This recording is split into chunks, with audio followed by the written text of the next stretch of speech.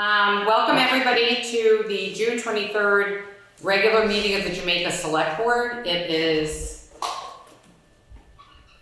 just a few seconds shy of 7 o'clock. The first order of business is to call for any late additions to the agenda. I have one.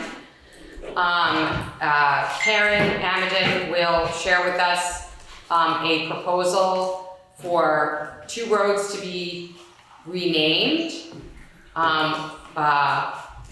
One will not be renamed, one will be renamed, but the one that's not renamed will have a different path. And then there'll be a third, which will have a new name. So Craven is gonna be a different configuration, Howard will extend. And then there's another one called, we're proposing Cotswold Hill. Okay. Which is up West Jamaica. Okay, so we will. West Hill. We'll add that to the end of the agenda. Any other late additions? Not an addition, but I'd like to ask that we move the VTrans presentation up to the top of the list. So, right, VTrans is currently at 5 and we will put it at 3. Anything else? No. All right, just quickly, I will make a motion to approve the minutes from the June 9th regular meeting of the Select Board. Second. Thank you. Any comments on those minutes? Seeing none, I'll call the vote. All those in favor, please say aye. Aye. And also for the audience, we are 3 in attendance tonight. 2 of our board members are unavoidably detained. 1 is traveling. So with that, we'll turn over to the folks from VTrans for the follow-up on the State Park Bridge alternatives, including costing estimates. Excellent. I just sent the request to share. Yep, okay. You should be able to now. It went through. Perfect.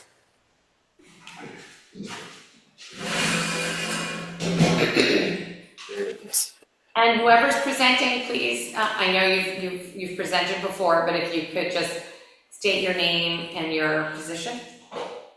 I'm Megan Ohms. I'm senior engineer with Hoyle Tanner. Tonight, Sean James is also in attendance from Hoyle Tanner, and I believe that Gary from VTrans will be joining us shortly. Yep. So, I'm here. oh, excellent. And Gary LaRoche is here from VTrans. So just to summarize the purpose of the presentation, we're going to go through the purpose of the meeting, some aesthetic options, maintenance costs, and then go through questions similar to previously. The purpose of this meeting is to provide an overview of several aesthetic options for the girder bridge alternative as previously requested. Also to provide a high-level overview of life cycle costs associated with the 3 alternatives that we've been discussing. All of the costs that are shared here are in 2025 dollars. So what that means is it does not include any inflation. It's based on current day estimates and best information that we have at this point. The aesthetic options that we're going to be presenting are concrete form liners, concrete staining, rail powder coating, some girder finish options, and a paved deck option. So there's going to be photos associated with all of these. I just want to go through some of the information and then we can talk about the photos as they come. Concrete form liners is the first aesthetic option. It's estimated at roughly $30,000 for the abutments for these 3 alternatives, and can be combined with concrete staining for an additional estimated $50,000. There's several patterns and styles to choose from, which I'm going to go through and show some options here. So this is one option.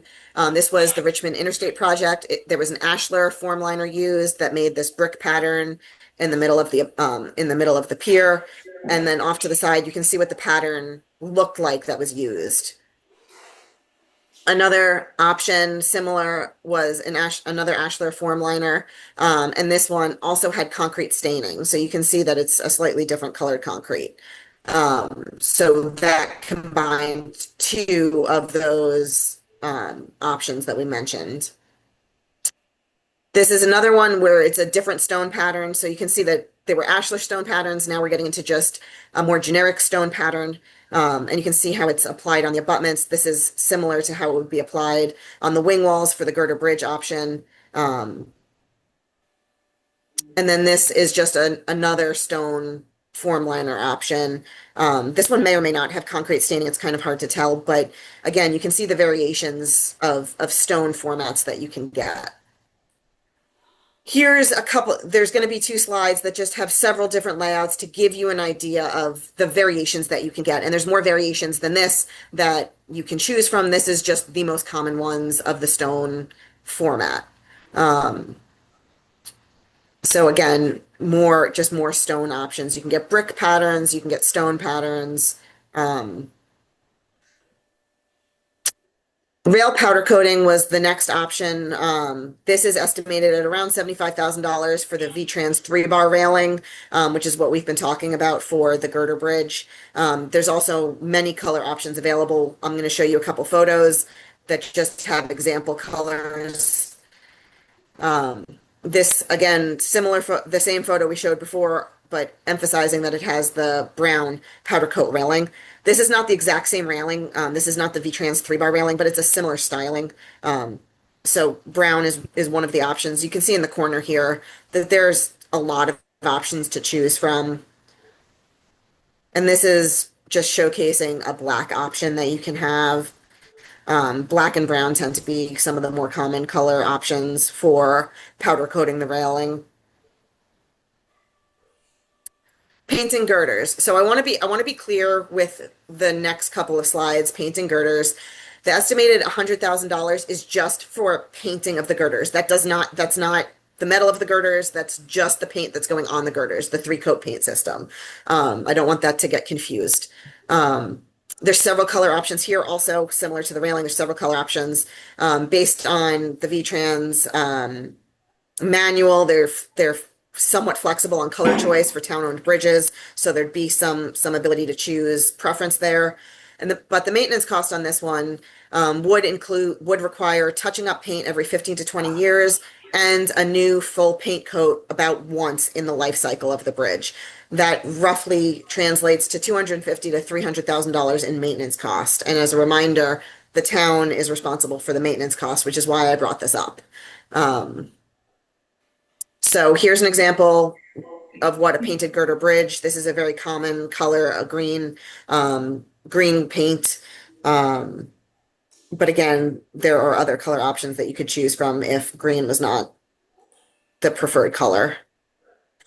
The other option to painting girders is metallizing girders. And like I mentioned with the painting, the $200,000 for the metallizing is just for the coating. It's not the metal of the girders. It's just for the metal coating going on the steel girders.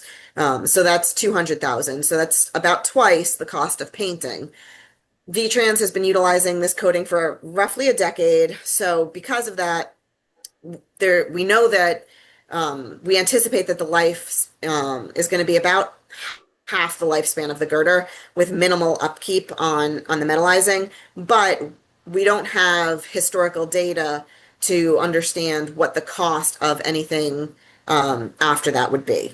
So we really do believe, based on experience and other projects, that this is a minimal maintenance alternative, and it provides a solid coating for the bridge. And this is we consider it a superior coating to painting, correct, the structure, or opposed to painting the structure. And this is generally what metallizing would look like. Are there other colors, or that's the color? That's the color, the metallizing. It's a galvanization type material, so it's going to be that like gray type of color. Mm-hmm. Paved deck was also an aesthetic alternative that we wanted to throw out there. It's estimated around $35,000, and it'll provide the appearance of continuity from road to bridge. So if you take a look at this photo, you can see, yes, you can see where the bridge starts and stops because there's railing, but it provides a much more continuous flow. There's not like a stop and start of a bridge deck. It's just continued pavement. And that would be especially true if we go with the integral abutment girder bridges, where there's not going to be joints at the end of the bridge, so it'll flow. It'll be much more continuous. Then we get into the life cycle costs. And again, I want to emphasize all these costs are in 2025 dollars. There's no inflation included. And it's based on the most recent information that we have available. So I wanted to give a quick breakdown of some of the similarities and differences before we jump into the actual numbers. All three alternatives, so the girder bridge and the two truss alternatives, all have pavement crack sealing and pothole repair that are essentially the same cost through all alternatives. Repair of the concrete deck and concrete abutments, again, the same number through all the alternatives. Replacement of the deck, bridge expansion joint replacement, and field painting. The replacement of the deck and expansion joints is the same cost through all. The field painting, I'll get to in a minute, but there is field painting associated with all three alternatives. The truss alternative does include bearing replacement, that's roughly $185,000. Structural steel repairs, that's $1,380,000. And then it has more extensive field painting, that's $1,380,000. So that's the main differences in the life cycle costs that we're going to get into. The other costs are really all the same because it's the same bridge deck, it's the same generally the same concrete for the abutments, it's generally the same amount of pavement and things like that. So for the 75-year lifespan, alternative 5, the girder bridge, had a $4.1 million life cycle cost, which is the maintenance. Alternative 6 for the truss bridge was $6.4 million, and alternative 7, the through truss bridge, was $7.6 million. So I broke down here, if you added those town maintenance costs to the previously shared town design share, you can see the actual difference in breakdown between the three alternatives for the total town share. And it goes from 4.2 million to 6.5 million to 7.7 million, depending on the alternative.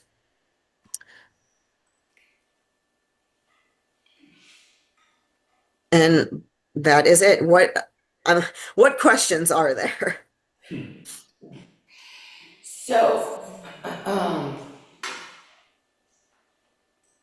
So I just want to follow on from last meeting. So assuming we went with the lowest cost alternative, which I recall as being 5, correct? Correct. So those are life cycle costs. So this is maintenance cost. Right. So the town share is 4.1 million over 75 years. Correct. Okay. All right, I just wanted to make sure that's what we were talking.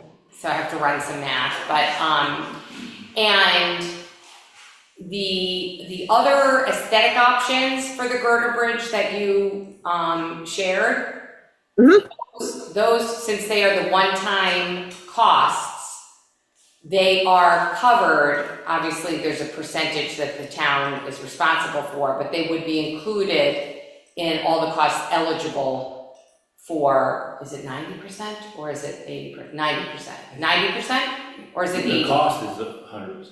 It's 100%. For the actual construction. It's 100%. Construction cost is 100%. Yeah. Okay, and these design features are also covered 100%.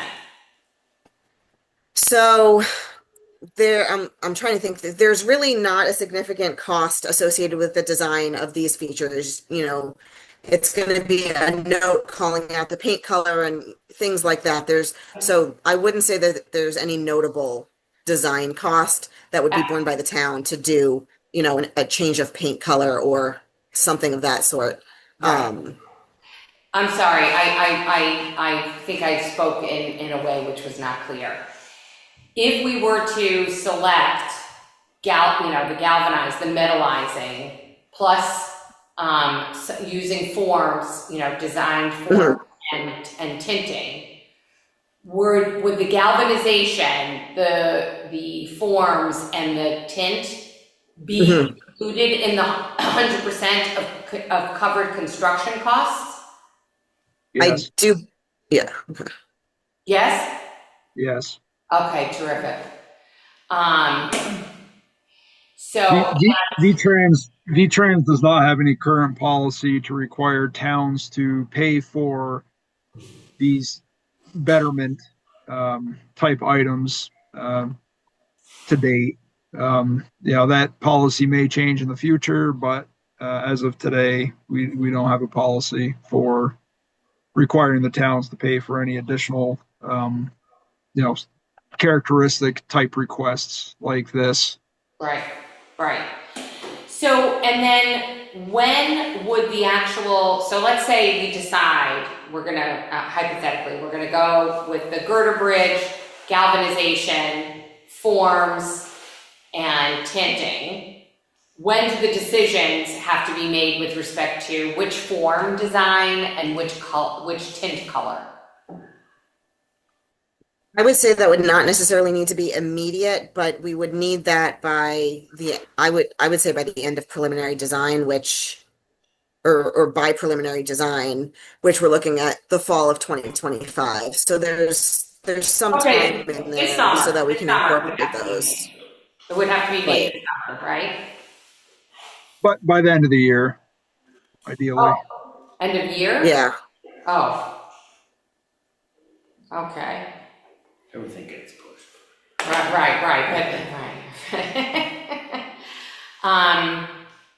Okay, can we go back to the total maintenance slide? Is that okay before you go on? Yeah, thank you. So, oh, well, Greg is showing it to me, the life cycle costs.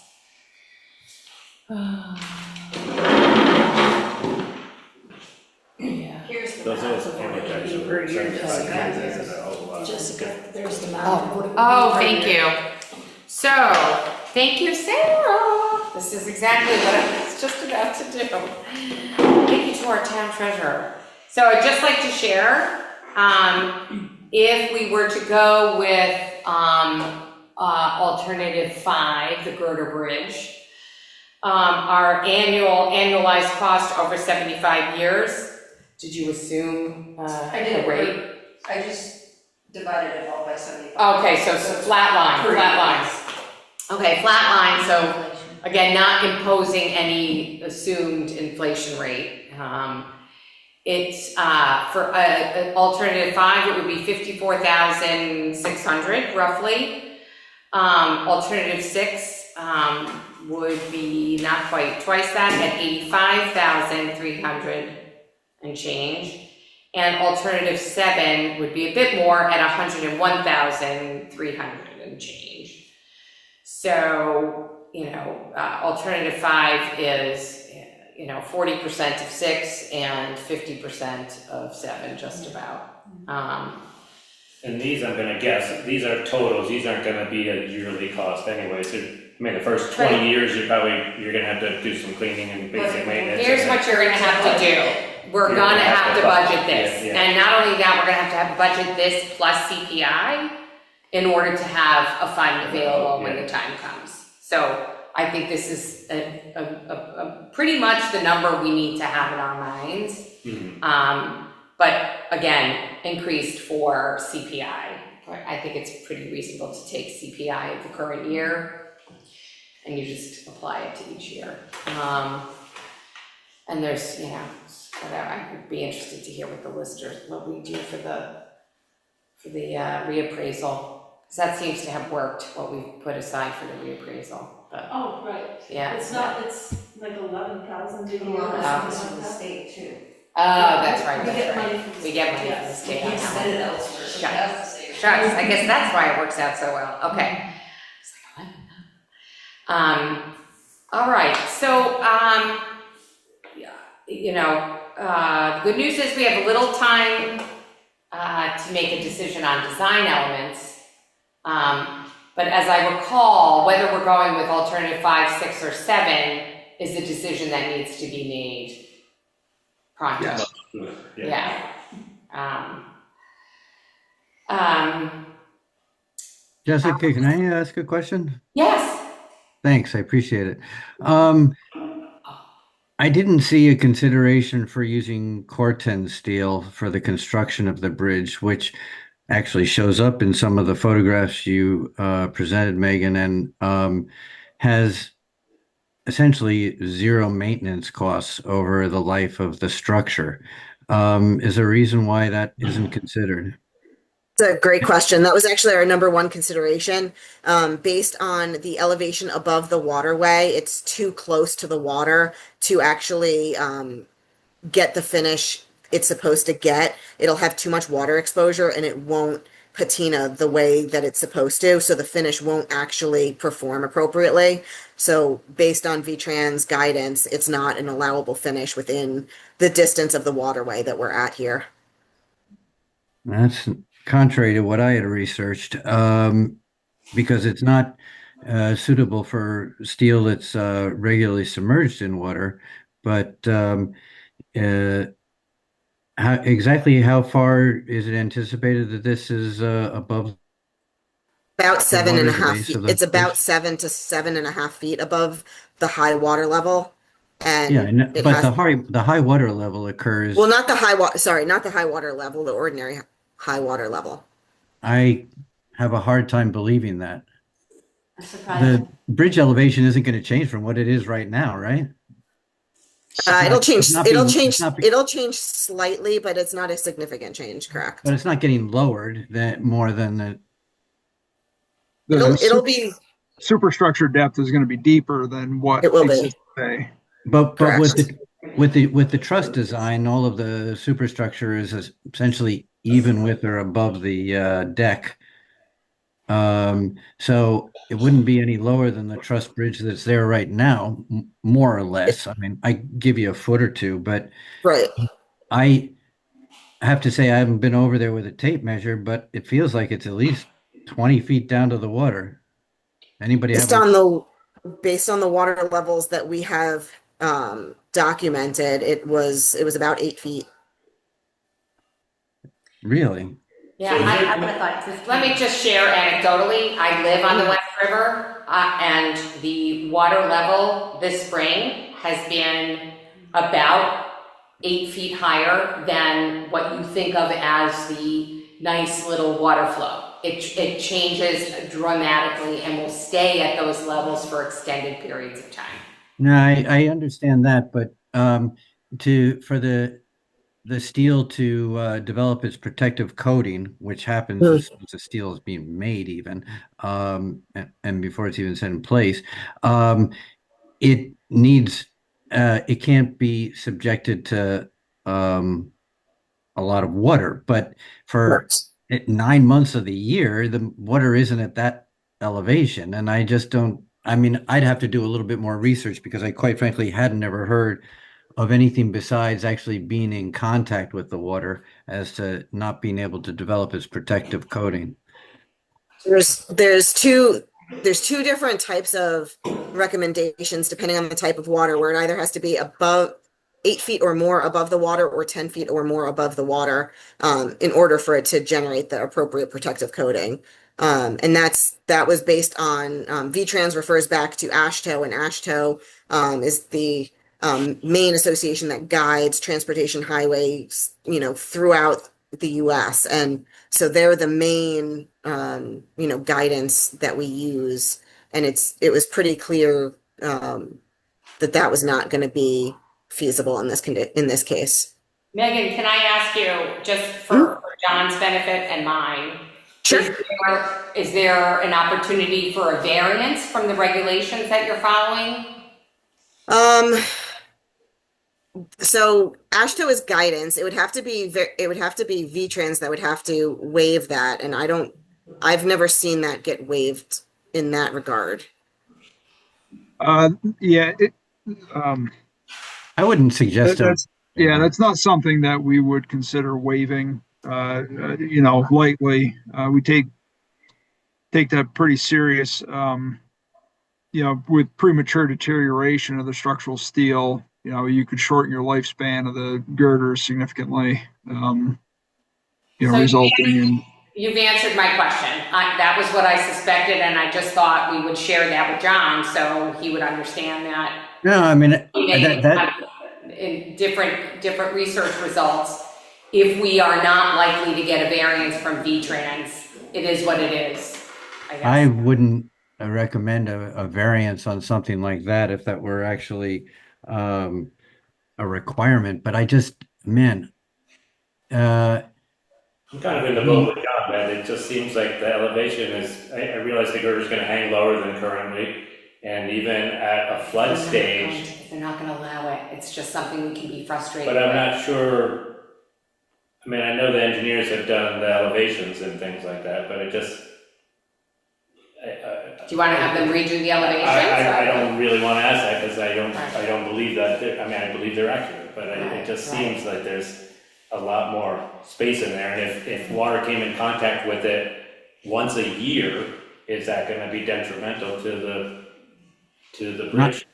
not at all. I hear, but if they're not gonna change their They're not gonna allow guidelines, it, if they're yeah, not gonna right. allow a No, I get it, variance or I a get it, modification, we're talking to ourselves, you know? Yeah, but I think we should research it well enough that we're all comfortable, I mean, it's pretty significant if we can But this say we is not have an 0%. option, but this is not an option they're giving us. But it's only. So it doesn't matter option. how much research we do, Well, it's only right? not- Unless- Well, it's not an option because of the numbers that are proposed, but it's significant to the town if we eliminate our maintenance or reduce. totally get that, I totally get that, Yeah, but what is the yeah. path to convince VTrans? That's, if there's a path to do that, Yeah, right. I'm This happy question to is follow it. let's make sure If we it's- look for a path. we pay for an independent, you know, Anyway, I just Right. want to throw it out there that we do everything possible to make sure that we didn't miss the path. right, right, no, and I think asking the question, you know, about this other material is the right question. But if the answer is, there's an industry association that says We it's can't gotta deny that, be right. between, you know, at least 8 feet above, and the engineers that have already done twice assessments of the area have said it's not, it's within, it's not outside of the parameters. Right. I guess, you know, it's a tough enough to sit, you know what I mean, we're looking at this every year. John, did you have any other materials that you wanted to suggest to mitigate, maintenance costs for the town? No, I mean, obviously, galvanization is a reasonable approach to this thing, but it's an expensive upfront cost, even more expensive, I believe, than Corten. But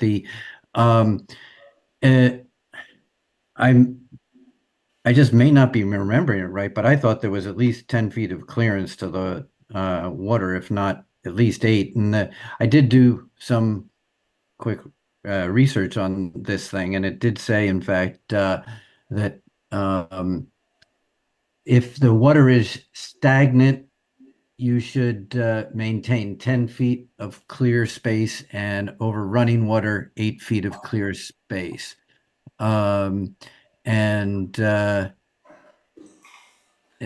So, but if I went down to the river right now, would there be just 8 feet of space between the water level and the underside of the bridge?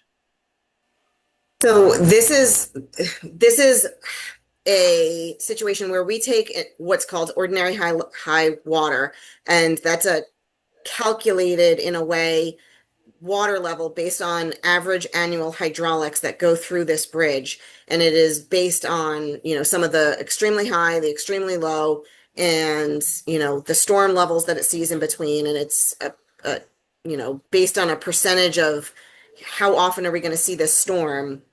And so it's a calculated water level that is what we're basing our calculations on, that we know this ordinary high water level is a certain elevation. We Right. know that the girders for a truss bridge will in fact be closer to the water because, like you had mentioned, in the truss bridge, all of the steel is above the deck, where in this case, all of the steel is going to be below the deck, and that's going to bring it closer to the water. And so I understand from what you're saying, you're walking out there and, you know, it's in a low water condition, that there seems like there's a lot more space there, you know, when you're looking at the truss, and I totally understand that. But when we're looking at it from a plan perspective, looking at what the bridge is going to be, you know, if we design this girder bridge, we're at the 7.5 feet, you know, if it's not stagnant conditions, because we looked at exactly what you were saying. If it's stagnant conditions, you have the 10 foot or more. If it's not stagnant conditions, which in general, this is not what I would consider stagnant conditions, you're at the 8 foot or more. And so based on these factors, we took this into account, and that was where we ended up. Well, I think it's a shame in terms of the town situation, and I also I wonder whether if it's a matter of 6 inches, which is what it seems like, whether it doesn't pay to build the abutments on either side 6 inches taller and have a slight ramp up and down, because um, obviously the maintenance costs, this 4.2 million versus 6.5 million. There's certainly money in there for repaving and whatnot, but the majority of it is care of the steel structure. If I'm understanding the cost you outlined correctly, Megan, is that true? There's a decent amount that's either associated with painting, if painting was the option that you went with. There's a decent amount that is associated with concrete repair. So replacing the concrete deck of the bridge, and then repaving it, repairing concrete abutments as the concrete deteriorates over the lifespan of the bridge. Those are where some of the Right. higher ticket items are. So it Okay. it really is, the concrete bridge deck was a decent portion of it. Repairing concrete abutments and repairing the concrete deck before it needs to be replaced, to extend the time before it needs to be replaced, was a big one. But if I understand your chart right, there's a Yeah, $2.3 million dollar maintenance difference between yes, girder bridge and the truss bridge, and so correct. that difference is attributable to painting or other maintenance of the steel. Correct. There's a big chunk of rehabbing the truss steel, just because of the complexity of trusses and how they tend to deteriorate, Right. and painting. So those are the two big ticket Sure. items for the truss bridges. And And so, bearings. Replacing and the bearings is also a big one. We assumed for these costs that yep. alternative 5 was going to be an integral abutment bridge that has no bearing, well, not no bearings. It has elastomeric bearings that are cast into the abutment, where the truss bridges have much more complex bearings that would need to be replaced at least once, if not twice, in their life cycle. Okay. So They're roller bearings, I presume? they're the modern style of roller bearings. Yeah, Yeah. right. Okay. Um, so I what I'm saying is that if there's a $2.3 million extra maintenance charge on the truss bridge, that's mostly attributable to all that painting and stuff. Um, and if 6 inches of increased elevation or even a foot of increased elevation would allow for the use of Corten steel, particularly on the truss bridge where the steel is further away from the water, it seems like a good investment to spend a little bit more money on concrete up front and be able to use Corten steel, which has, I mean, all of the major bridges being built now, I won't say all, most of the major bridges being built now are out of Corten steel. Um, and uh, and it's because of the fact that it requires like zero maintenance unless it's subjected to salts or, well, Which particularly these would salt. be. Right. So, Okay. so a couple points to clarify. When you were talking about Corten steel, I was not associating that with the truss bridge alternatives in general. And Sean, if you have better experience on this than I do, jump in. But in general, Corten steel is not recommended on truss bridges. I have not seen it utilized on truss bridges. It's generally only for girder bridges in my experience. So I Um, don't know that that would really be an option for the truss situation. it's Um, it's used quite frequently on truss bridges. In fact, I was just in Letchworth State Park in Western New York. okay. And I got to tell you, if you ever want to go see an amazing state park, not that Jamaica isn't great, but this thing is pretty amazing. And they've got this humongous arched truss bridge, Hmm. train trestle, that is out of Corten steel. I'm just Um, not sure if that's a more modern I, situation. Megan, I can jump in. Uh, Yeah. yeah, so um, currently with trusses, I'm going to go with weathering steel. Core 10 is a brand name by Bethlehem Steel, but same thing, sure. weathering Yeah. steel. Yeah. It is very common in pedestrian bridge trusses. and railroad trusses, both of which don't have salt applied to them. Right. So I think the one you mentioned was a salt, was a railroad truss. That would make sense to me. But on a bridge like this, where there would be salt either tracked onto the bridge or put on the bridge, there wouldn't be any protection from it with the weathering steel. So that's why we wouldn't recommend it for the other reason as well. I don't think that using salt that close to the West River is even permitted by the state. Well, It could be still tracked on there. We do not apply salt on a town road. I mean, we don't have a salt shed or anything, but it doesn't say that there wouldn't be salt that got on there somehow. right. It's often tracked in by just vehicles on the road. So if they're on the state route and they turn on to it and they've got salt on them, I mean, that's the issue with using it on a vehicular truss. Well, I would understand if it were a major thoroughfare, but there's not a ton of traffic over this bridge. Anyway, I'm just obviously I'm concerned about the about two primary things: aesthetic, and certainly the weathered steel has a very nice appeal to it. I'm concerned about the town's long-term maintenance cost, and the weathered steel is superb for requiring virtually no maintenance over its lifespan, and it's why it's used on bridges that are particularly difficult to maintain. So I would just ask if it really was a matter of 6 inches to a foot in height in clearance over this high water mark, which seems to me, first of all, to be a conservative approach, wouldn't it be worth considering slightly elevating the bridge? Would 6 inches do it? We don't have the elevation in front of us. I was gonna say that at this stage, that's a tough thing to confirm 100% to that level of detail. We haven't designed the girder yet. We haven't picked whether the girder is the alternative we're going with. So we've made calculations based on the length of the span and things like that to get us in the right realm. Is it 6 inches? Is it 9 inches? Is it a foot? We won't know 100% that until we start actually designing. There's a couple things that we do need to think about when, you think raising it 6 inches doesn't seem like that much, but there's a lot of key tie-in points that we have that we need to make sure that we can tie into. There's obviously several driveways. There's the school driveway. So there's other things that we need to make sure that we can tie into and follow the appropriate roadway grade, and also make sure that, I had mentioned this on previous presentations, the HL93, which is the design truck that reflects, campers and your typical, vehicles that you would have.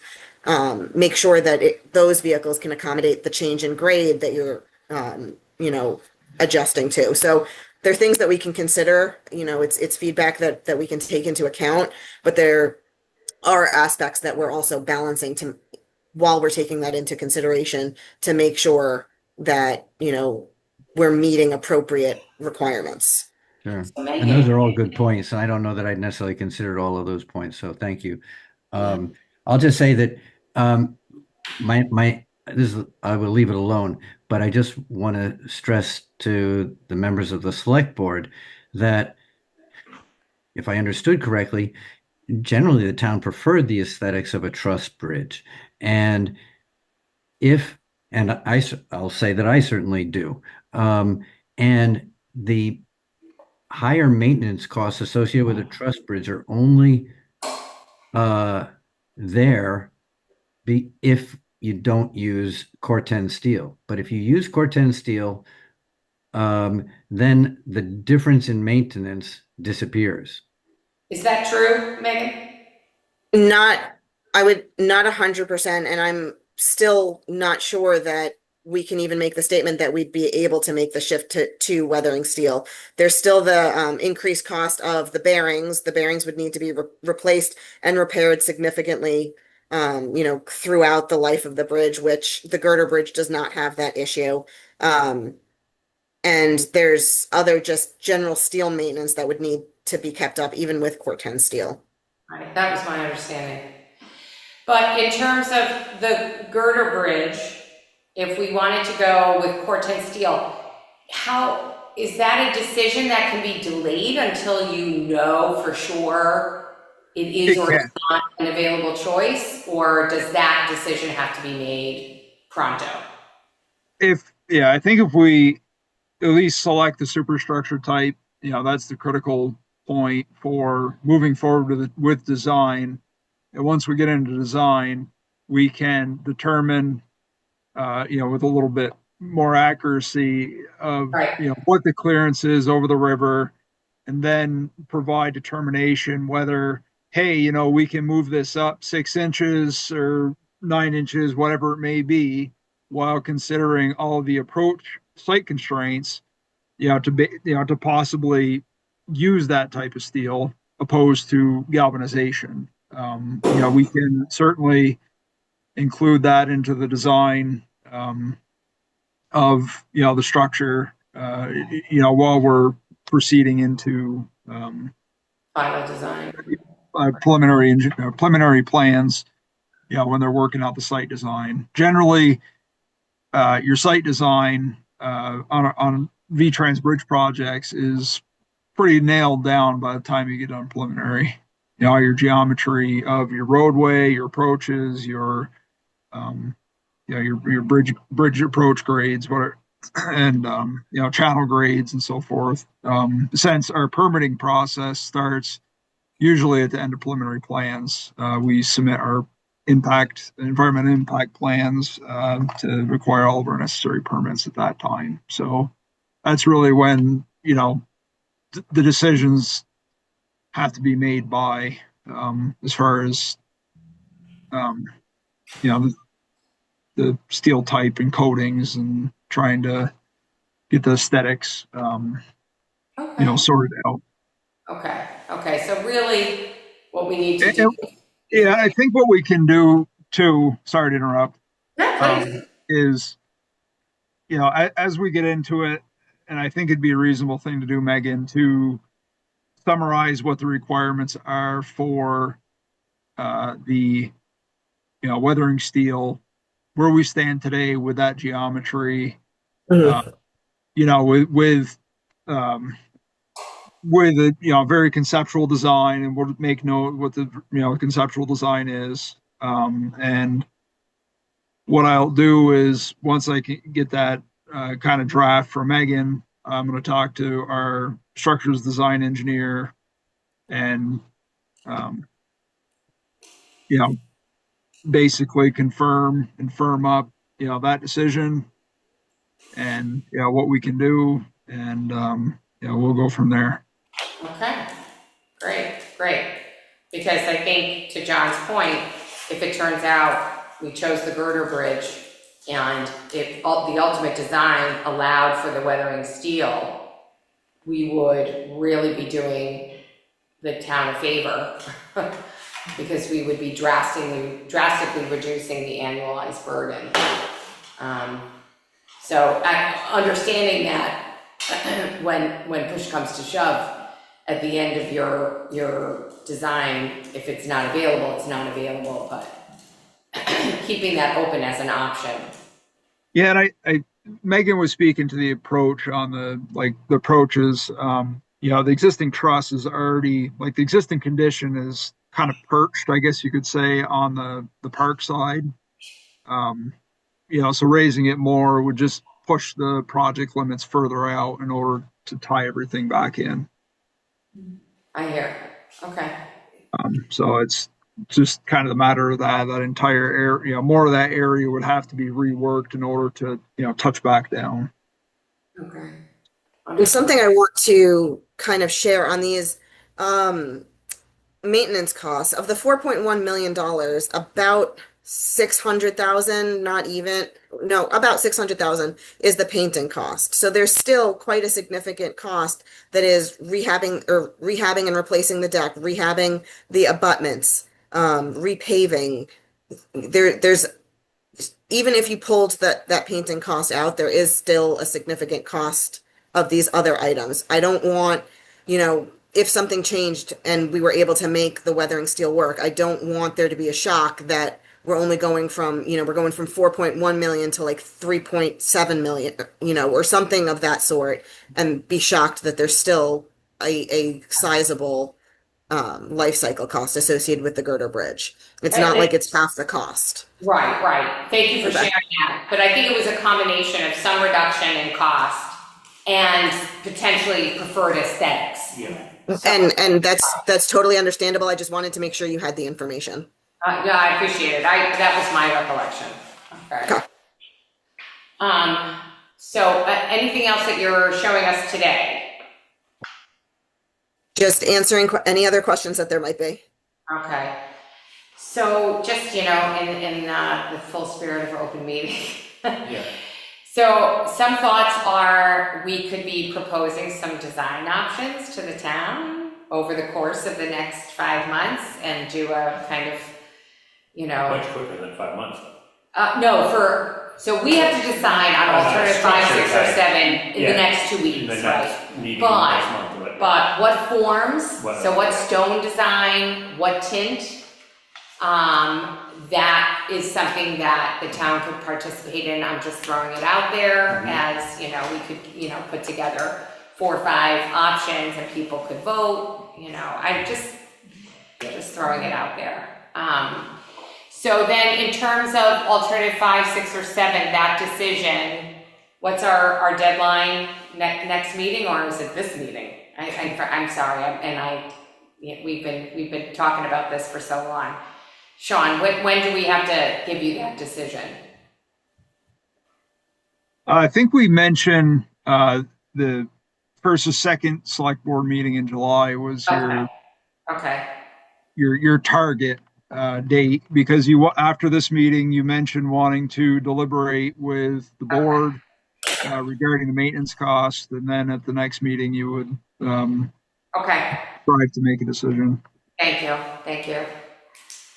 I guess I have a question in that regard. Given that potentially the design of a girder versus a truss could be affected by whether this clearance issue is an issue or not, would you be able to get us that information before that deadline?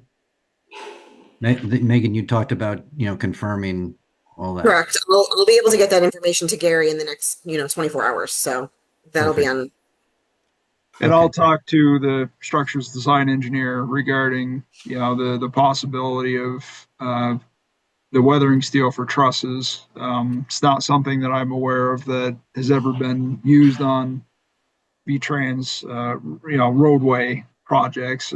Like Sean mentioned, it is done on railroad bridges and park bridges, pedestrian bridges. Yeah. but never on a roadway structure. And also, it wouldn't reduce the ongoing maintenance costs so significantly that it would actually impact the decision of a truss versus a girder bridge. Right. I think it would, Jessica, because there's right now over 75 years, it's a $2.3 million differential that's associated with maintaining a truss versus girders. I'm sorry, then I misunderstood Megan. Me too. Yeah, because I thought it was not 2/3, 1/3 of the 6.4 million. I'm going to stop sharing so that I can pull up some information and have appropriate numbers. So when I'm looking at the truss bridge, there is about 1.4 million, 1.5 million dollars. What was it in structural steel cost? Let me see. It was, we had 1.4 million dollars for field painting, but there was an additional 1.4 million for just structural steel repairs that are part of the fact that it's a truss bridge and it has more repair costs. There was about $200,000 for bearing replacements so there were other costs that was outside of the painting, that was in the millions of dollars of range. Okay. So it is a split.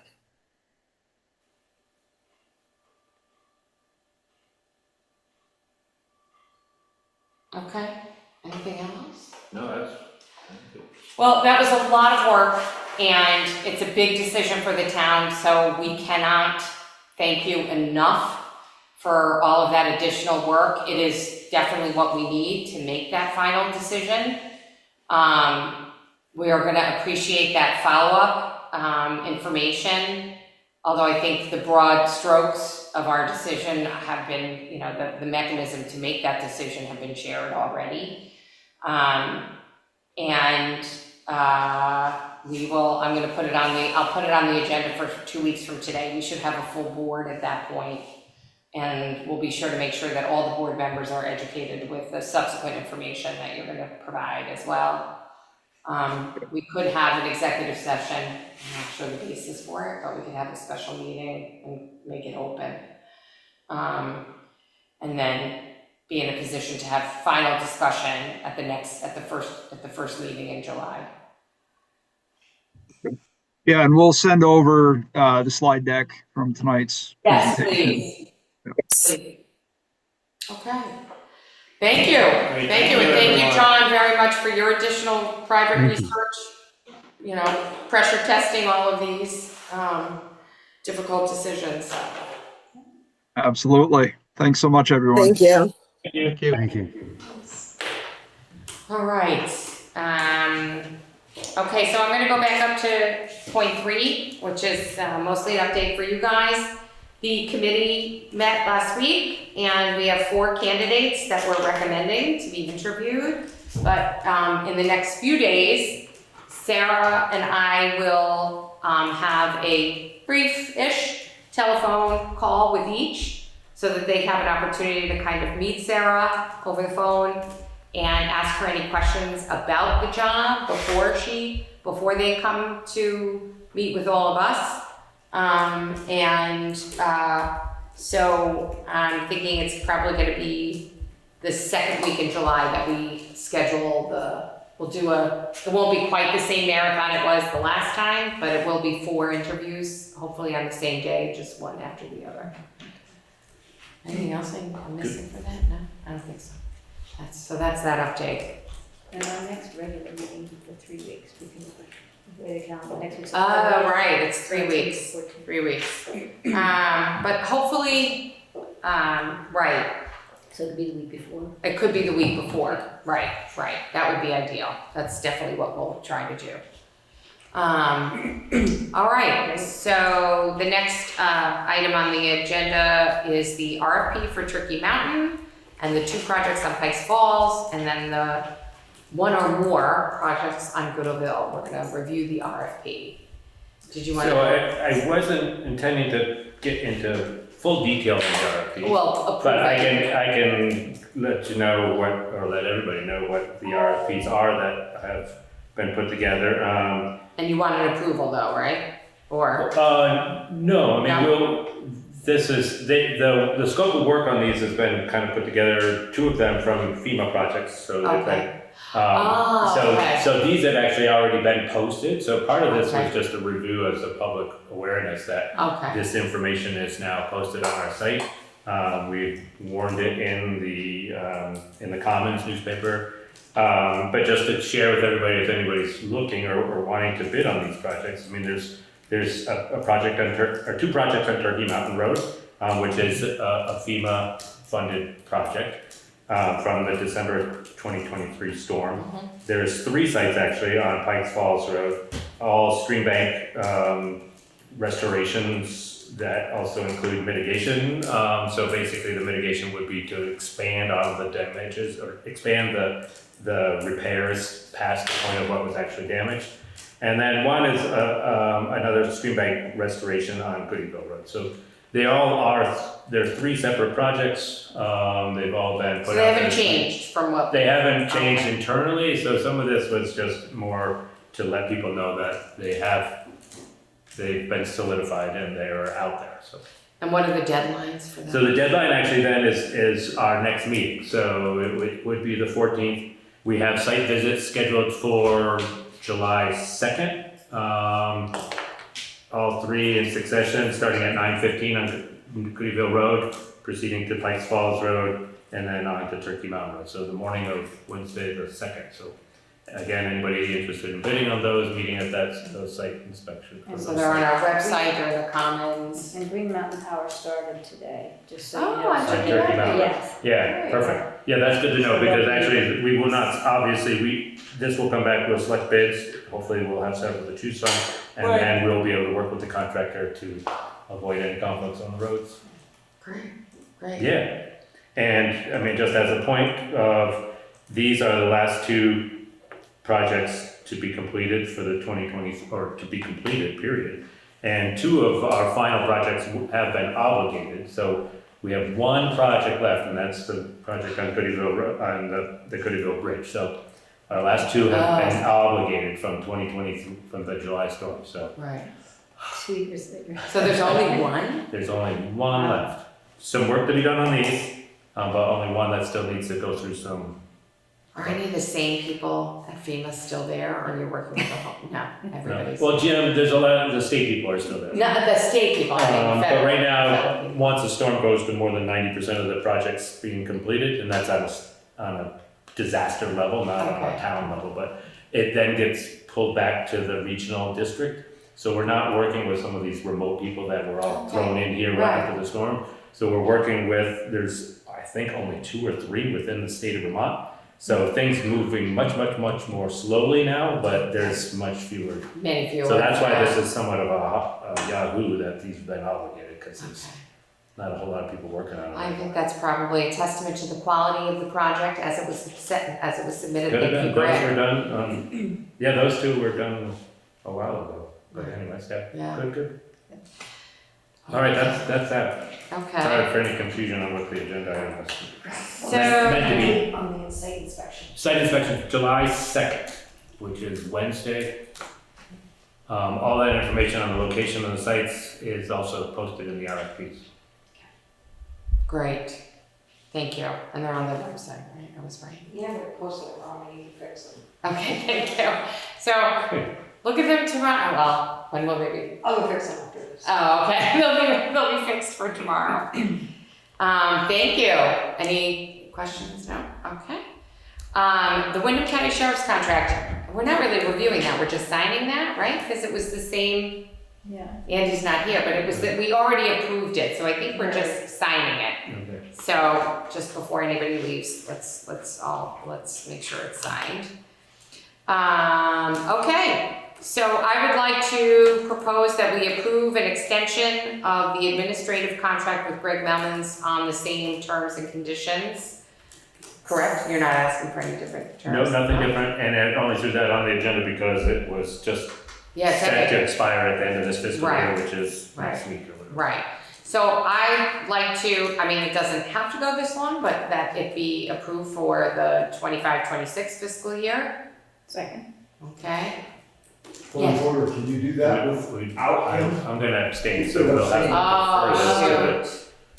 Good point, Paul, I was Oh, gonna you're say. good at counting. So, yeah, do. All right, I'll move that to the next meeting. But will be too. But it can roll over, Right, right. so you'll, I'll keep working till Keep next working. Monday, and then, and then, Make a phone call. sayonara. We don't want him to leave. Okay, thank you.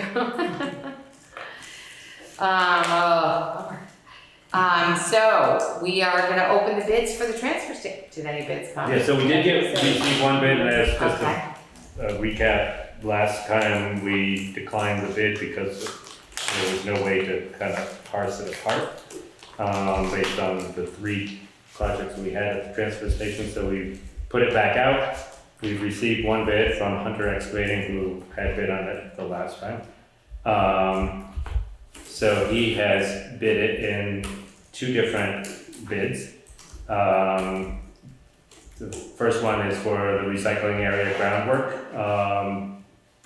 which includes everything that was in the RFP, quite detailed here as far as the type of material, et cetera, for a total of $35,000. the ground, is that only part of it? That's only part of it, that's for the recycling area. Okay, I So- thought that's what all we were bidding on now. That is, but he has bid on the other one. Oh, he did, he rebid the other one, Yes. okay. All right, so This 30, is what we did put out officially as the RFP, just this one. right, And it was an area of need, but it also fit into what we currently had budgeted. So I think our current budget is 25,000, Right, so, this is bid at 35,000. okay. I will throw it out there for discussion, I'll make a motion that we accept the bid for Hunter excavating. Okay, thank you. Anything worth seeking out from Hunter to see if there's any way to get it down to 25? One thing that he has said to me is that each of these projects are going to be engineered so that they would be stamped officially by an engineer. Okay, I definitely realize and believe that that's necessary for the one in the Right. construction bin area because of the height of the wall. right. I'm not 100% sure, but I'm not an engineer. So having spoken with an engineer that, and again, not retained by the town, it was only the retaining wall areas that would require formal engineering. So it's worth asking Hunter. Right, and I believe, based on, I think, feedback you gave me, that there was anything over 3 feet. 3 feet high. Mm-hmm. This is at a 3-foot height. Oh, it's So I don't know from a design standpoint whether it could be reduced at all. Not to try to do it, half-assed. right. I don't think we should. Right. But there's many towns that have their recycling areas.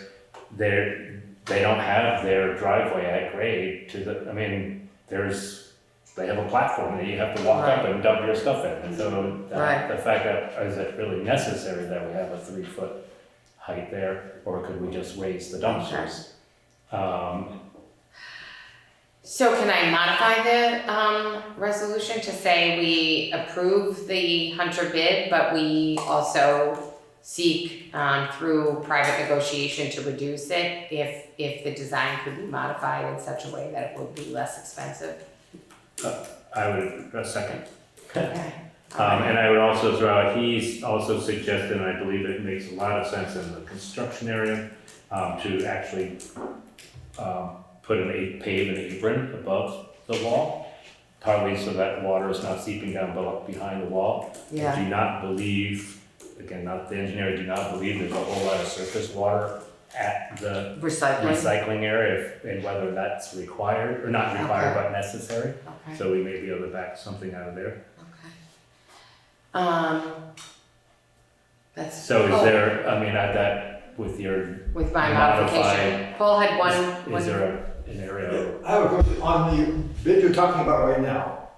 Is that including removing the tops over the, No, that's the other bid. that's something not else? doing that. But I couldn't tell from what he was saying which one that was. Yeah, Just just correcting the recycling area so that it's stable, Okay. everything can roll on and off, it's not risk to people as they use it. Sure, I wasn't sure when you was included last time. Yeah. Apparently I got confused, even though I sat through most of our conversations about which one we're talking about. And that's something that wasn't, I don't have the RFP right in front of me. We had put this out as 3 separate things because those are more of an emergency work to remove those canopies, and he's included them in this larger construction. Right. So Right. that we will have to go out and ask for a bid. Right, and we're not acting on the No, one but that we he- need to act on the removal of the canopies. Right, And he's included that in this big bill, so we need him to quote just that. right. One thing regarding that, I think it might have been Ernie who mentioned that if we don't have a cover, it's gonna be much heavier because of all the water that's gonna go in without having been covered, shelter. So. Does it actually maybe we stop, does should- it prevent snow, even though they're so high? It must.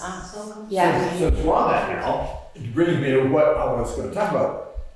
Over the weeks we've been talking about this, I got the impression that the attendant, Ernie, was on board with removing those covers. He'd rather not, He was adamant yeah. in multiple different Right. conversations, Yeah. especially this last weekend, Right, that he does not want those off. right, And I I can't know. remember why we decided it wasn't worth repairing. I can't remember how we Part got of it to was that there's not, I mean, it's not really a standard or a Right, feeling from our looking in the area, Right, that those are, there's almost no town that has a canopy. right, And that any water would actually, I mean, obviously it's gonna soak into the material that's in there as it can, but for the most part, it's gonna drain through. right, Right. So that was our decision for putting this proposal together, right, right. that we thought it was much more cost effective, efficient, whatever, to Right. remove them as opposed to repair or Right. rebuild them.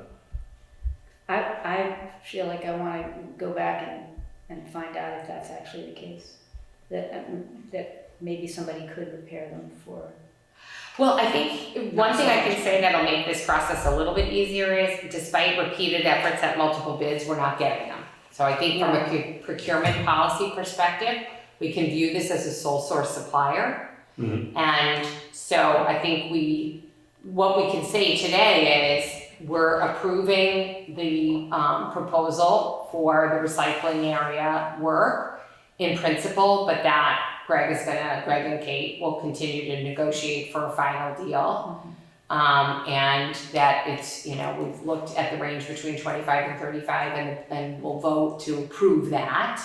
So, because that's in excess of, that requires a board approval considering the amount. And so at least after today, the two of you can go off and finalize that with Hunter without much ado. In addition, in terms of the work, whether to do it or not, as well as what the scope might be for the covering, I think we can reasonably treat that as sole source supply as well. And you can discuss it with Hunter to say, might as well solicit his opinion and you can do some more research, but, That would make me very, feel better. Some of my thought, or some of my, from discussion with other people too, is that some of what needs to be repaired on them is the 10 by 10 foot post that's in the ground. which is gonna be And part of that that means that you larger need project. excavating and then you Right. need to remove, so then you're diving into some Right. of these other components. Right. Yeah. Where literally just removing them is. It's safer and can be done relatively inexpensively. So that was some of it And it discussion. has to be removed anyway, no matter what. They would have to be Right. removed in order to To do do the the other work. project, yeah. So, I mean, I guess I'll so, talk to him about that Yeah. component also. so let's just quickly vote if we can on the first one. Again, this is to approve the Hunter excavating bid for the recycling area work. And approving Greg and Kate working on a sole source supply basis with Hunter to finalize the final plan, but that we're approving up to $35,000 in spend. Second. Thank you. Any further discussion? Seeing no further discussion, all those in favor, please say aye. Aye. Great. So now, in terms of the second, did he break out what the cost would be to remove it, or no? He did not. No. And All that right. was, I recall that it was a separate item. Yeah. He may have misunderstood the revised Okay, RFP, okay. that it was for 3 things. Are you okay to wait for 3 weeks from now, or we could have, if you get a Well, specialized bid from him, we could have a special meeting if it's over the procurement. Right. I'll reach out for sure to find out what, if that can be withdrawn and if, not withdrawn, but Separated out. separated out. Right, And whether it makes sense from the feasibility of actually Right. doing the work. Yeah. right, Because if you're gonna replace the thing, then you gotta do a lot more work right, that impacts some of these other things. right. Or is it possible to remove them in such a way that they're not destroying the process and then be sort of. Right, Chop the tops. right. Anyway, Tell the heads off. But here's my question for you, or not my question, but my request. If that's 3 weeks away till our next meeting, thank you, Kate. I had yeah, no. thought of it and, left my mind up going away for a weekend, so it's like everything else stops at dirty. So if in the meantime, between now and 3 weeks from now, we nail something down with Hunter, Right, we'll call a let's get special meeting, this, just let's let me get this know. going quickly. I mean, Right. we've put it off for quite some time. Yeah, right. Not to say that we can or should or want to put it off again. Right, Let's move it quickly, and if we That's need fine. to, we can call it quickly. Yeah. okay. Okay. All right. Okay. So there is a sign permit application for 3894 Vermont Route 30. Everybody saw the design that's in front of River and Rye. Do we? It was emailed. It was emailed to everybody. Yeah, do you have a printout of it there? There's a printout here. I never Yeah. saw it. Want to take a quick peek? Yeah. Yeah. Do we need to, and have we appointed Sarah as the sign administrator? So Yes, we we did. did do that? We did. I didn't. I thought we did ages ago. I mean, I said I would. You would, but Oh, I don't recall well, that. it's also a decision we can take as a board. Yeah. In the, because it's our responsibility to administer the ordinance if in the absence of a zoning. I don't believe so from my understanding Because if that, they disagree with the because bullying if of the they sign, then appeal the they dis- come to the select board. then we are the So board that's of why you're appeal. not the sign administrator. Before Right. the environmental court. Or Okay, anything like that. I will make a because- motion that we appoint Sarah Yeah. Wiswald as our sign administrator until such time as we appoint a replacement. Second. Any discussion? Seeing none, all those in favor, please say aye. Aye. All right, so in which case, this is gonna be Sarah's decision. Does anybody wanna ask any questions or? I do. I assist just Sarah? looked briefly at the signed ordinance from 2018, which we were going to work on, and it was so complicated that it kind of fell by the wayside. And I thought that it had smaller maximum dimensions than this is. I don't know it at all. I thought it was 32. The one that's posted on the website is the actual one that was passed. And the dimensions are the same. I thought so. Yeah. Yeah, I think so. yeah. It seemed well Oh, within you know that. what? No, I'm sorry. This is much smaller. It's inches. Okay, Yeah. I'm thinking feet. Oh gosh. Yeah, it was Yeah, like, it's- I don't think it's, Yeah, no, it's not very yeah, big. yeah. It meets, It's it smaller than meets yours. it, right, right.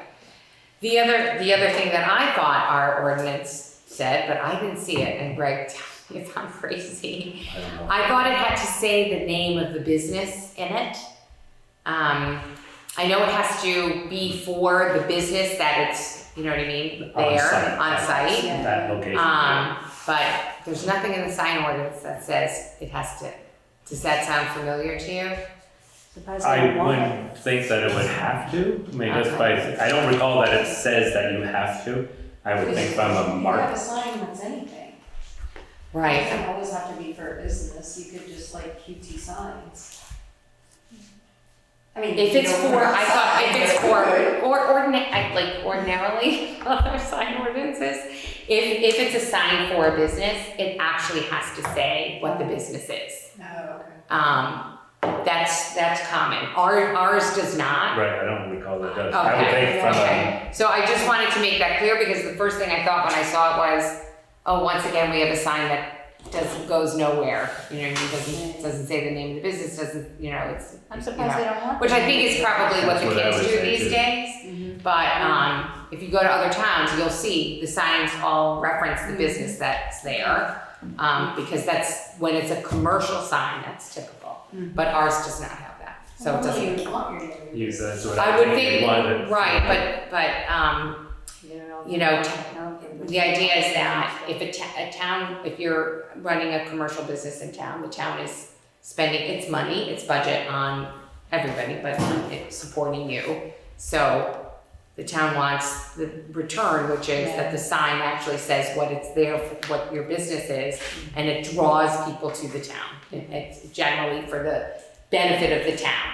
So it's a little surprising to me that ours doesn't have it, but until we redo the sign ordinance, we're stuck with that. And I recall Emma saying at the meeting months ago that they inherited the name River and Rye as if she maybe would not have chosen that name, so maybe that's why they're not putting the name on. I don't Could know, be, but you know, it also doesn't Not- say restaurant name, but, not to project. but like, you know, yeah, Anyway, yeah. And as the sign administrator, it's Sarah can sign off, and it doesn't go before the board. does it? No, So- So they're reading this sign ordinance. So it only Yeah, comes there before you the go, board if there's Sarah. an appeal, yeah. Right.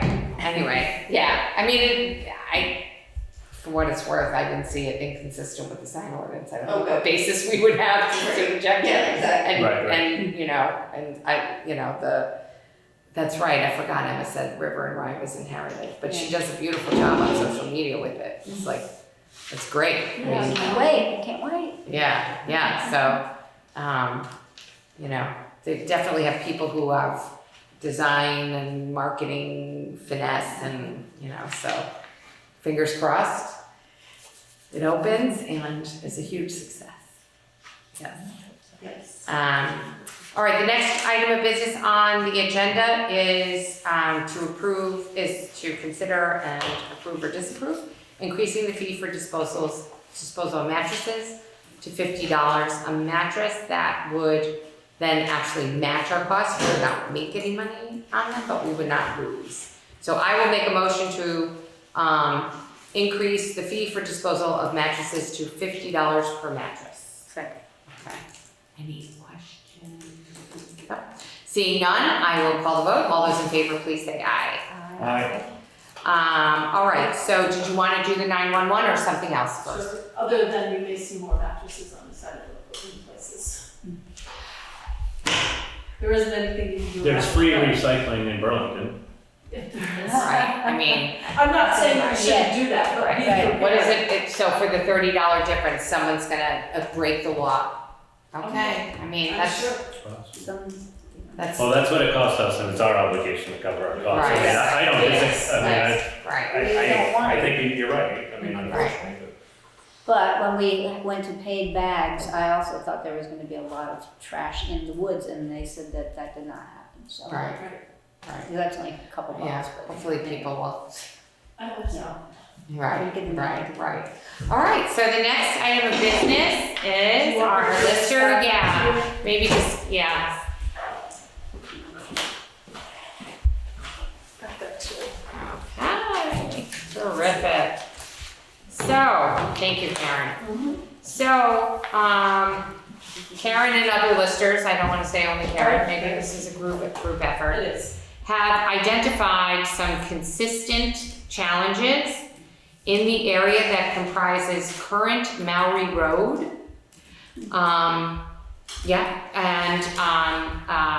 And as it continues off of Howard Road to the point at which it's impassable and it's actually a town trail. It's not a road.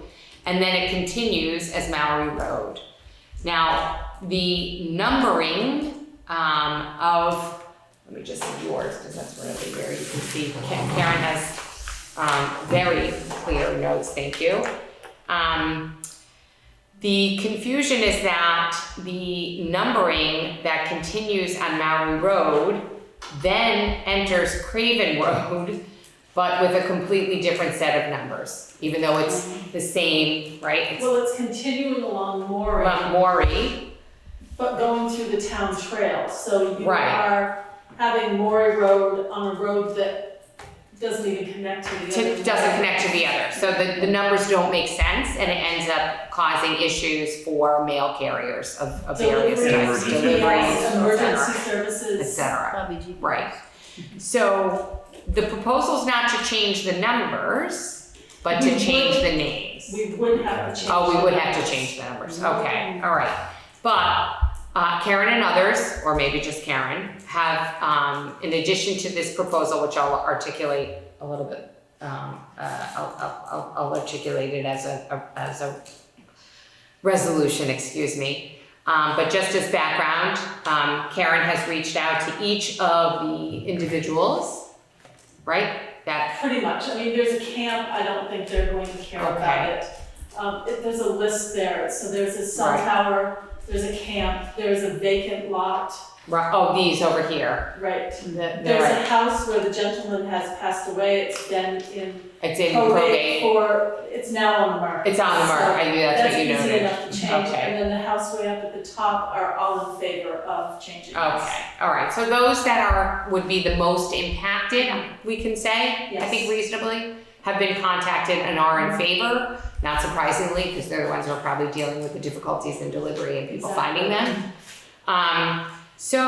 I'll make a resolution that current Maury Road, as it is so called, would commence from South Hill Road and end as Maury Road at the point at which the road becomes impassable and is a town trail. And that would now be the new Maury Road. At the end of that impassable The end of it. And- It's still, it's called a legal trail. But it's not actually called Mowry Road, it's called Mowry Trail. And that's Trail. So it would end at the beginning of the trail. Okay, The trail name would not change, okay. Yeah. okay? So I'm gonna do these as separate resolutions to make it a little clearer. Can I have a second? Thank you. Any further discussion on that? None? Seeing none, all those in favor, please say aye. Aye. And we're gonna leave the numbering to you, which is where it resides That's anyway. 911. It won't change there, I suspect, but what our resolution is really gonna be about road names. Yes. Okay, perfect. I just wanted to make sure that that was the case. All right. The next resolution is that I make a resolution that Howard Road, which commences at River Road, be the name for the entire length of that road that begins at River Road and passes all the way through to the Mowry Road Trail, Yes. and ends where it becomes impassable. Can I have a second? Second. Okay. Any discussion? Yes? Mallory Road Trail or Mallory Trail? Mowry Trail. It's Mowry I Trail. don't believe it has a name, I think it's just called legal trail. It's a LT number, something. right, but it's I don't know. the name. definitely known as the Mowry Trail. Right. At least that's what people say to me. Continuing using the word road will only further. Right, very confusing, yes, I take road out, so whatever the legal trail number is, that is but where it becomes impassable is the resolution. So do I have a second?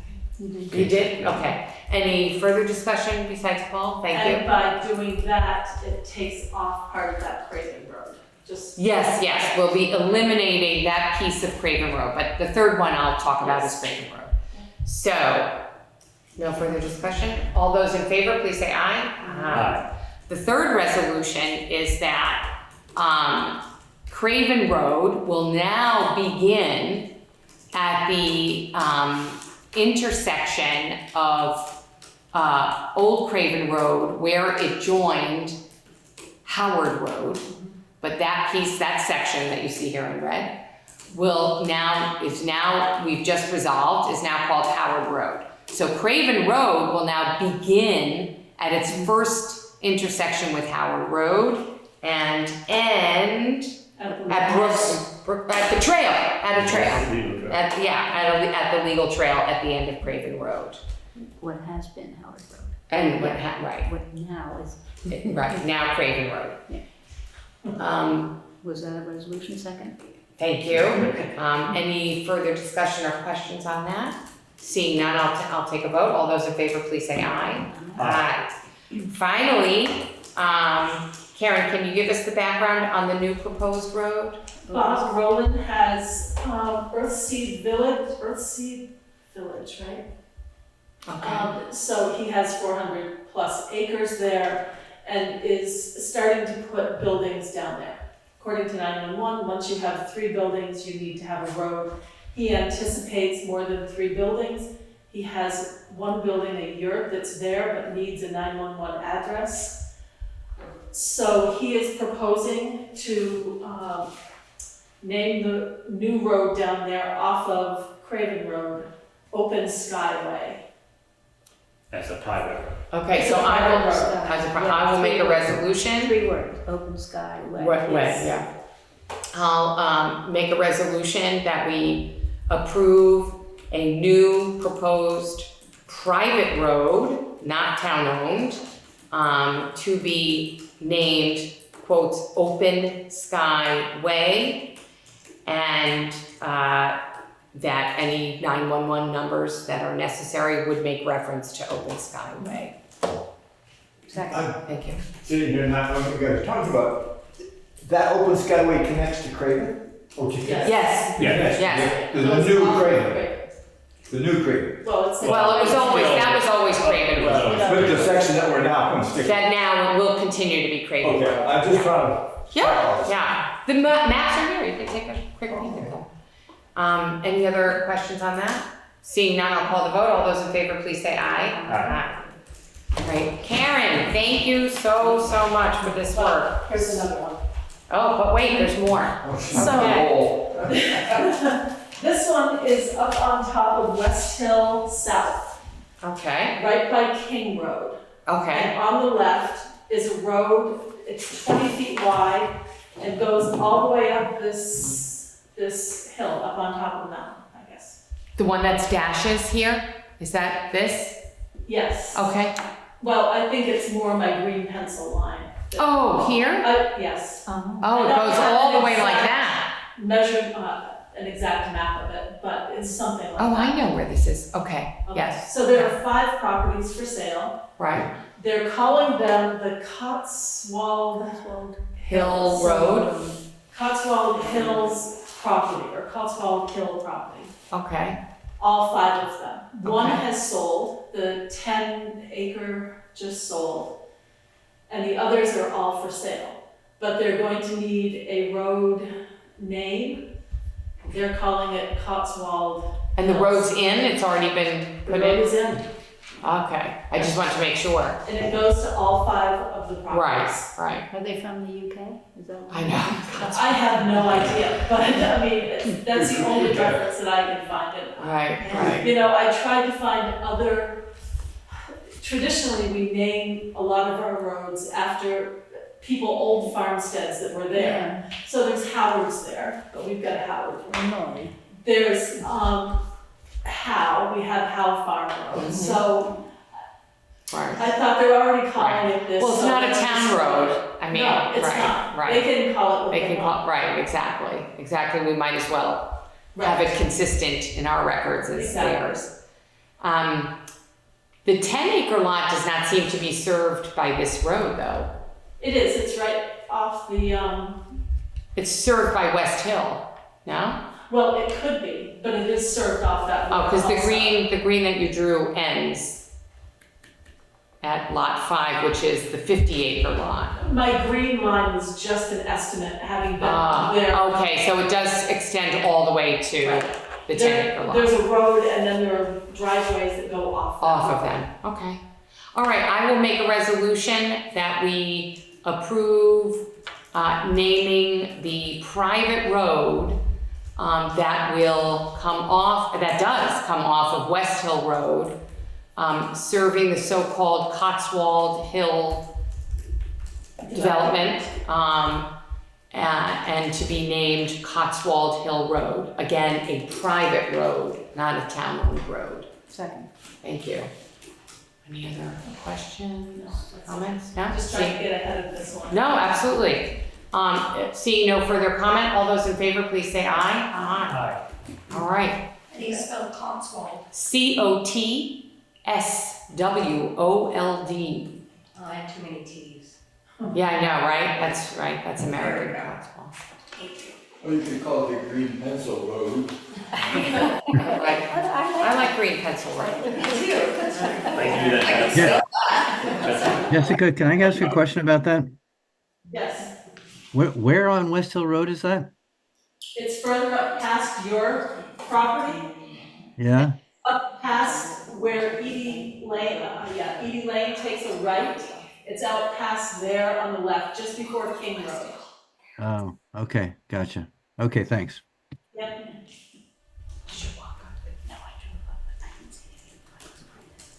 Interesting. Yeah, right? Probably Karen can tell me. Right, I'm sure I know she I'll can. ask you.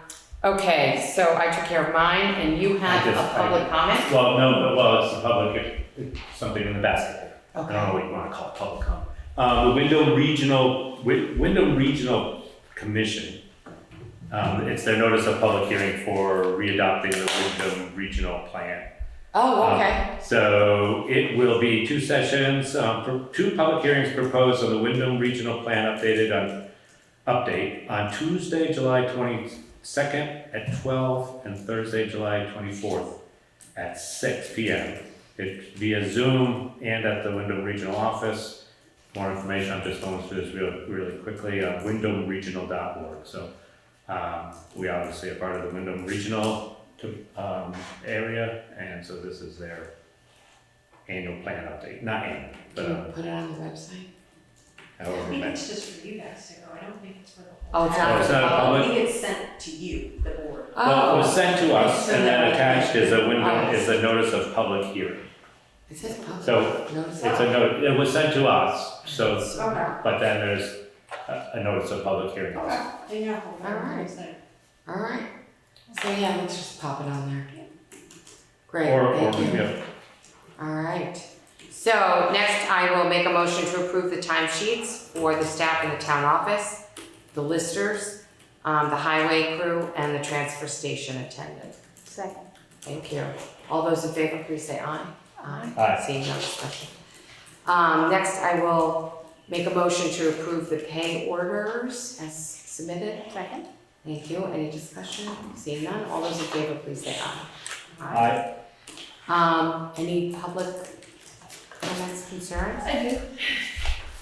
Andy was here, and I believe what he was going to talk about were the trees in front of the town. Oh, Oh, wait. yes, I have news on that too. Well, I can update you, all right. Oh, okay. We've all been, Well, I went, I sought 3 bids. oh, you did? Yeah.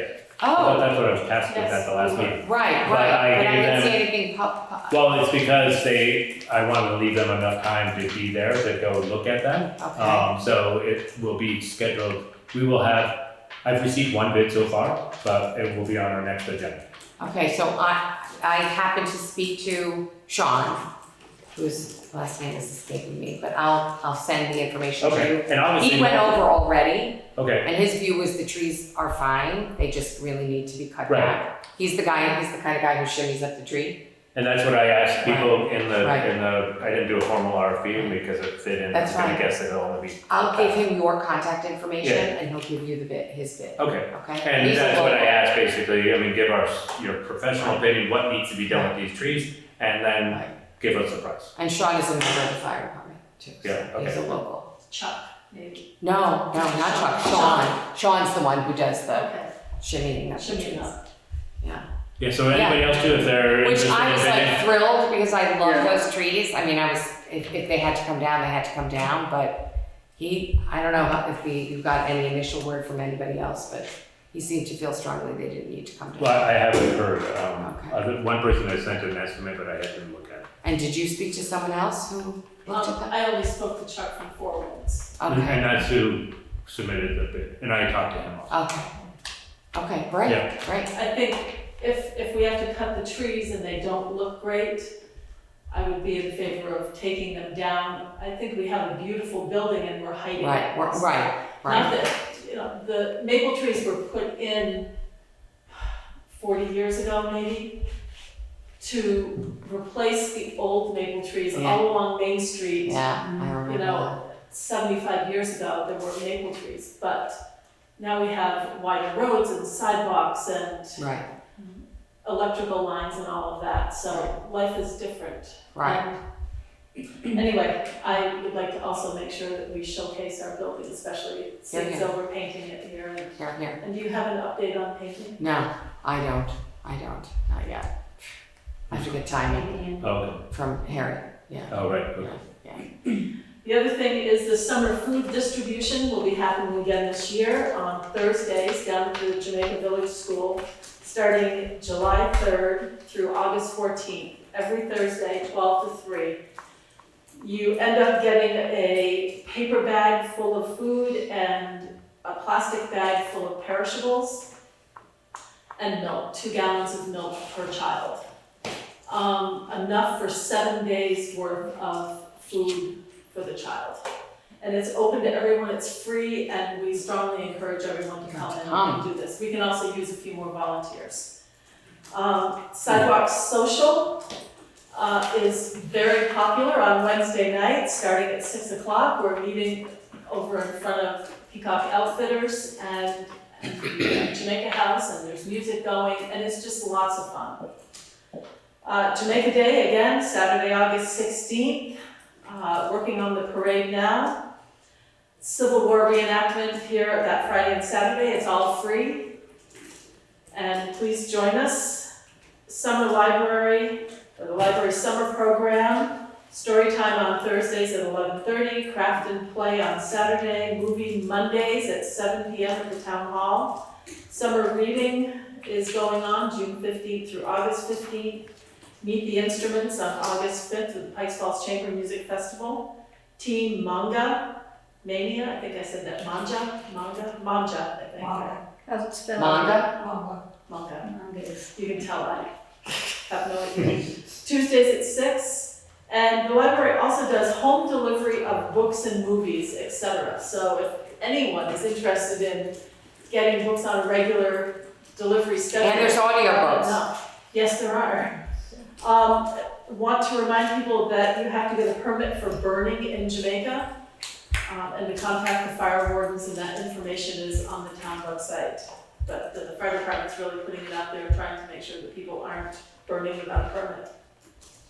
Jamba Mountain Bike Alliance, Jamaica Mountain Bike Alliance, Jamba, has Mondays where they're riding and trail work on Thursdays. Pikes Falls Chamber Music Festival will be here in August, and the Jamaica Historical Foundation is open Tuesdays 12 to 4, Saturdays 10 to 1. Did you find a room for everybody at the, We could still use another room or two if What? anybody has anything Okay. kind of squished. We had somebody had to cancel, and they were housing about 9 of the people coming, 9 of the musicians, and now we're scrambling to find more room. My house is packed already, so so if anyone has an extra room, they're just needing a room, they need to, use the Right. bathroom and food they'll get. I'll talk to you about that. I'll talk to you Okay, about that would be great. We have most of it, but we could Okay. still use 1 or 2 more. Okay. Okay. People Karen, are, I've got a question. so thank you. Yes, John? Yeah, Karen, as far as that food distribution thing goes, do you need donations for that, or you have everything? We don't need donations, but it's volunteers who will be there from, what is it? It's bodies, they need bodies. Yeah, we'll have a whole line of people waiting for food, and sometimes they'll have 2 or 3 kids or just one in a car, and you get to, grab all the stuff. Yeah. Okay, great. Thank you. Oh, and Jessica, so on a different subject, Jessica and Greg, if I could just go back to this bridge thing one last time, because I'm not really going to be a part of the decision that happens in a couple of weeks. I just think that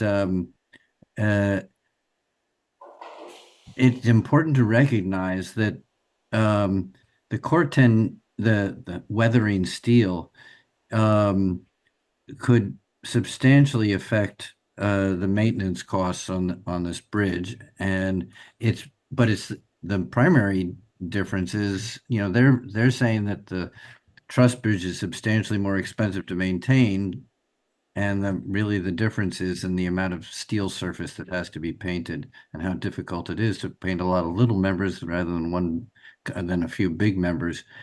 But given that they're picking up the cost for the construction on the thing, I think it would be foolish to not try to get this thing made out of Corten steel, whether it's a girder bridge or a truss bridge. The problem with the girder bridge is that the girders hang down lower, therefore closer to the water than a truss bridge would. But no, the issue with the truss bridge in that material is that VTrans, they're gonna tell us, they'll confirm it for us, but it's our understanding that VTrans will not allow use for the truss bridge because it's a motorway, not a walking bridge. So there's Yeah, a item there. Yeah. I hear you on that. I can't tell you how many Corten bridges there are that are used for motorways. I'm going to collect some examples and send them And to you. you can send that to VTrans, but if VTrans has a policy where there's no variance allowed, it's like knocking our head against the wall. That's all I'm saying. If you want to. No, I understand that part. The variance was with respect to the closeness to the water, but in terms of the vehicular thing, I didn't think there was a question of variance for the vehicular thing. It was just a question of whether there was going to be salt on the road, and I don't see how. No, Gary said unequivocally, it's not done by VTrans in Vermont. He's gonna come back to us and confirm it, but he said unequivocally, VTrans does not use that material, the weathered steel, on bridges for vehicular traffic. So. And it was because of salt. Yeah, so if there's some room there, great, go for it. But also, the numbers are the numbers, and at least according to the folks that were on the call today, the cost of maintenance of the galvanized versus the weathered steel was not a material portion of the ongoing cost, maintenance cost. You made that point when they were on the Zoom call, and Megan really kind of gave us the breakdown that showed that that's not the case. It's a percentage, it's a portion, maybe meaningful, arguably, but it's not a third, it's not a half, it's not more than half. It's less than a quarter. So I think that it's something in the mix, but it's not a driver, I guess, is where I would say. I understand. They were saying that the galvanized stays only half the life of the bridge. The Corten lasts the entire life of the bridge, or the weathering steel. But I think that the cost comparisons were with respect to painting, and assuming painting finish. Anyway, I can be in touch with you guys if I have any luck trying to prove that VTrans does Corten. Good. And also, we're happy to share with you whatever they come back to us with. So, yeah. Okay. I mean, the discussion is continuing, let's put it that way. Well, I appreciate that. Thank you. And I just for me and to try to push against an organization like VTrans on a policy that I'm not looking to try to change VTrans's mind. I'm just trying to make sure that we're exploring all the options thoroughly. Yeah, absolutely. Didn't miss the Karen, yeah? I guess I would say if we could at least make sure that that VTrans does explore that option. There are only 4 houses out there, and Right. very little traffic to the state park in the wintertime, so Right, it's but not like it's a thoroughfare like Pikes Falls or something like that. Right, but if according to Sean, it's a binary. It's binary. If it's for vehicular, yeah, no.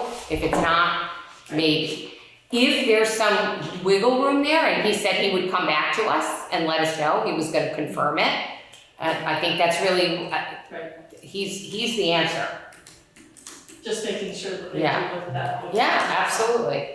All right, I will make a motion to adjourn. Second. All those in favor? Aye. All right, nobody has to leave. Right. I can keep talking.